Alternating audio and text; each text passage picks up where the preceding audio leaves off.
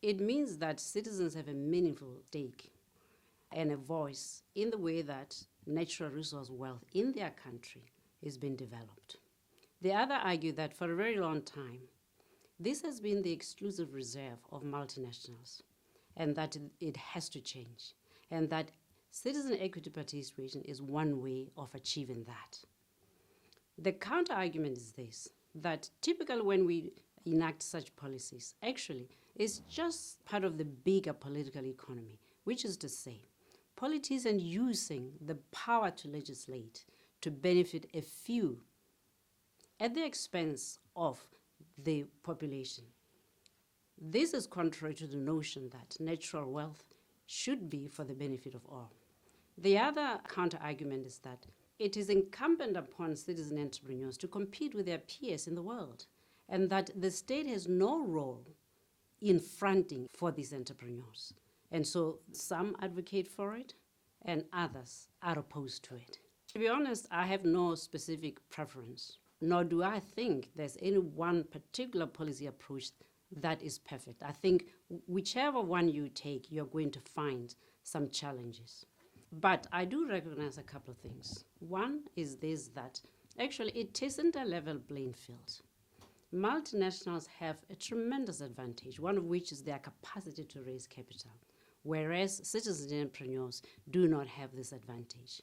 And so to create a level playing field, something has to be done. Some kind of state intervention in this space, I believe, is warranted. The real question is, how do we do it in such a way that, one, we do not destroy value, two, that we instead enhance value, and three, that we do it to the benefit of everyone and not a few elites.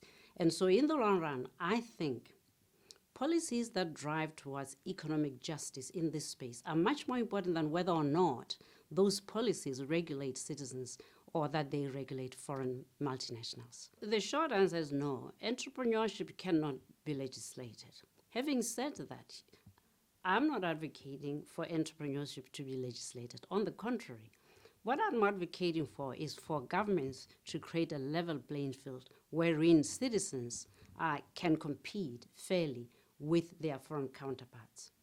I'm also advocating that in the area of mining, oil, and gas, it is impossible almost for us to continue in a dispensation where decisions relating to what happens to natural resources in the South are left in the hands of others. I envisage a situation in which the citizens increasingly have a say, and equity participation is a case in point. So if we think of it in terms of equity, there are different ways of achieving this. For one, in the mining industry, in oil and gas, there is the large multinationals who tend to bring a lot of capital, a lot of expertise, a lot of knowledge, etc., etc. It's very unlikely that on the onset, citizens can successfully compete at that level. That said, there are also a large number of what are called juniors in the extractives. My sense is that one way through which citizens can participate is to partner with juniors. Juniors are very successful in raising capital, especially in, say, the London stock market and the Toronto Stock Exchange. These stock exchange in recent years have grown significantly, in part because of the role of juniors and their ability to raise finance. And the extractives industry is one of the major beneficiaries of this state of affairs. And so I think that is particularly one way. But the other, of course, is that in many countries in the South, the state reserves the right to take equity.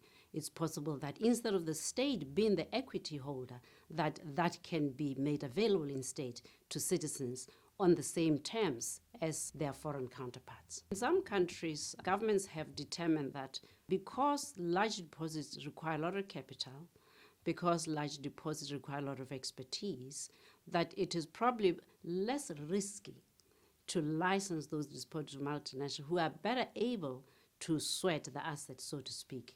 But that, on the other hand, small deposits, because they require comparatively less in terms of capital, that these can be reserved for citizens, not just so that citizens can access equity, but also because, in effect, that becomes, if you wish, to the country, a less risky way of ensuring that citizens participate, but it also becomes a vehicle for citizens acquiring the necessary industry expertise, the necessary financial muscle, and the necessary global understanding of global trends and other issues to enable them to then rise to the level of being, if you wish, Africa, Latin America, and Asia's future multinational. In many ways, if we say that the state is going to intervene and create a situation in which citizens who otherwise would naturally not have a space in the mining or oil and gas sector.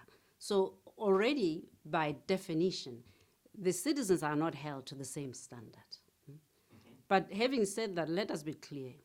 Protectionism is very much part of many countries' way of breeding national industry. So there's nothing, I believe, that the Global South need to explain in protecting and breeding citizen entrepreneurs. So I think it's important to admit upfront that there's a level to which the citizens aren't held to the same standard. There are certain non-negotiables, given that these minerals, these oil and gas fields, are in fact national resource.